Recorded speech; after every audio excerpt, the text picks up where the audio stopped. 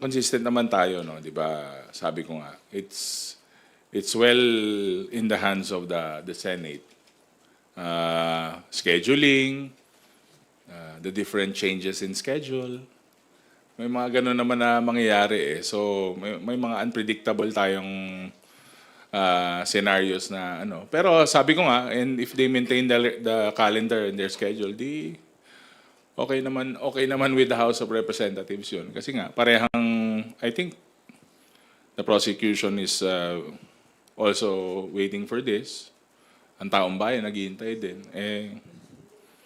To take it more lightly, siguro, may formal schedule naman, may formal na communication. Hindi naman yata, ewan ko, kung text-text na lang ang mangyayari sa susunod ng mga schedule. Pero definitely, we will take the lead of the Senate for this one.